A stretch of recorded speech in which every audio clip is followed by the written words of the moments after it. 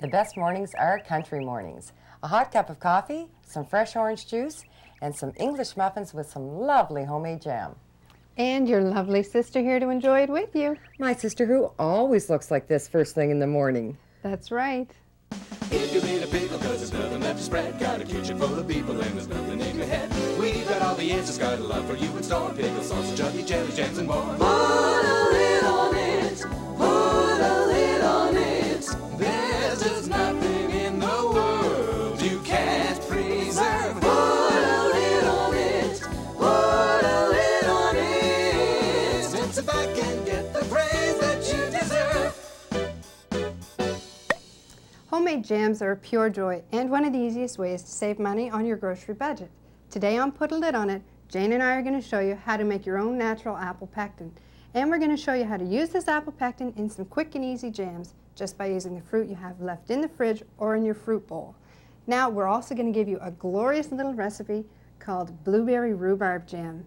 And in case you're wondering why we're walking around on the set in our housecoats with our cup of coffee, Well, that's because today's show is dedicated to our mother and her housecoat. Growing up in the small town of Minto, New Brunswick, we have fond memories of Mother visiting our neighbors with coffee cup and housecoat. Well, guess what, Mother? We're actually dressed under our housecoats, and we've got some work to do. Although apples have a definite season, and in Canada that season is the fall, the nice thing about apples is that you can get great apples all year round. and apples are high in pectin, which is a key ingredient in jam. That's right. Now today we've chosen Granny Smith apples because they're a tart apple and that's what you need to make apple pectin. Jennifer's actually going to go over the pectin recipe and move those coffee cups. And I'm going to talk about the processing a few minutes later, so away you go, sister. For our natural apple pectin, we need 7 tart apples, or about 2 pounds. We need 4 cups of water and 2 tablespoons of lemon juice. We're going to cut the apples into quarters. We've washed them, but we don't peel or core them because the highest amount of pectin is found in the peel and the seeds.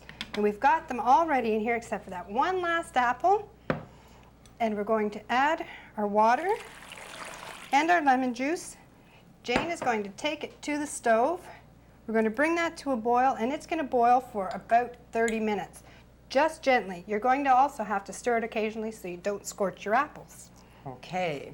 Now we also have one that has been simmering, and as you can see, it looks like applesauce, and it actually smells a bit like applesauce too. Our next step for apple pectin is we strain it twice. The first time just to remove the large solids, and the second time just to make it so it's a nice clear liquid. And so this is the first one. We have one already, but I'm just going to show you what we used for a second straining. We used a fine sieve with several layers of cheesecloth. And if you don't happen to have a cheesecloth, you can use a J-cloth.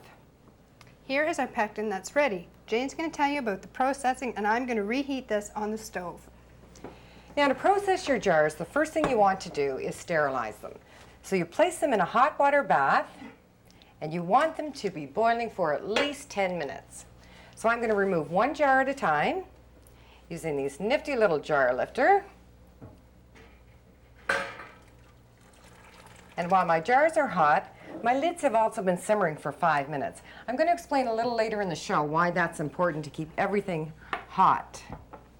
I have our lids and our apple pectin, and all I have to do is get a ladle and we're ready to fill our jars. Jar filler. This is a jar filler. It makes your job a lot easier, cuts down on the spillage. And as soon as we're done this, we're going to give you some nifty little recipes to use your apple pectin in. Very important, we fill the jars to about 1/2 inch from the top. And wipe the rim. We always wipe our rim, and the reason for this is because you want to get your snap lid to have a great contact, and in order to do that, you don't want anything on the top to contaminate it. So we'll put our lid on, center it with our finger, and then your screw band. Right. Now you just put this on tightly with your fingertips. This recipe makes how much, Jen? 2 pints. Okay, we have a pint here ready. I'll take that for you. Okay, that's going to be processed later when we do our jams. I'm going to give you some quick and easy recipes to use your apple pectin in. Now, this apple pectin we've already processed. It's ready. we're going to use 1 cup of fruit, 1 cup of our apple pectin, and 3/4 of a cup of sugar. Now I need a saucepan. Do you? You might want to get that for me. What are you willing to give me for it? I'll give you some jam when I'm finished. Okay, it's a deal. Okay, so I'm using kiwi fruit and strawberries, but you can just as easily use unsweetened fruit juice. We have cranberry juice here, or fresh or frozen raspberries.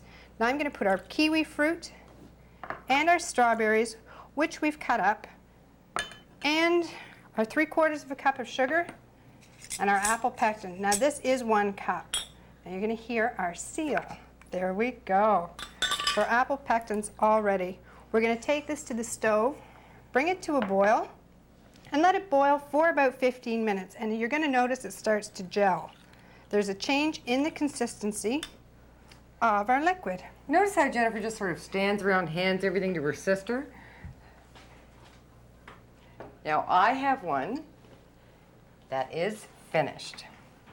So I'm going to do the same thing. Go to my canner, remove a jar. My water's still gently simmering.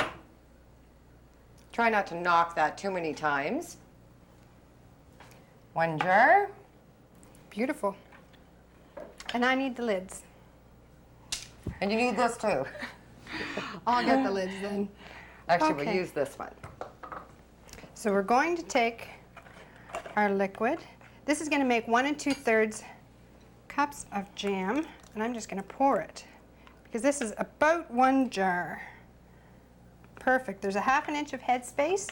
Now if you don't want to process it, it will keep in the fridge for up to 3 weeks, and it's so delicious it probably won't last that long.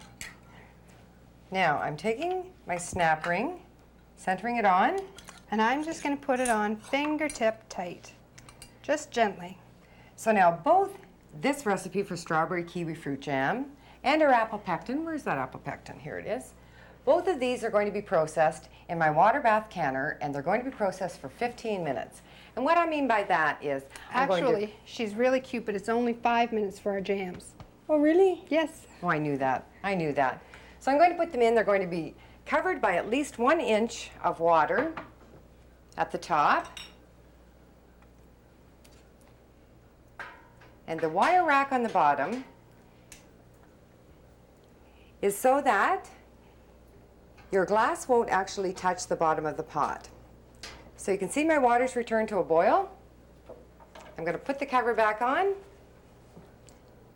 and I'm going to process for 5 minutes. Now remember, all you have to do to make these quick and easy jams is use 1 cup of your fruit, 3/4 of a cup of sugar, and 1 cup of your apple pectin. And that's right. it. And we've got a great recipe coming up for rhubarb and blueberry. So we'll be back in a minute with some wicker tips and then those recipes.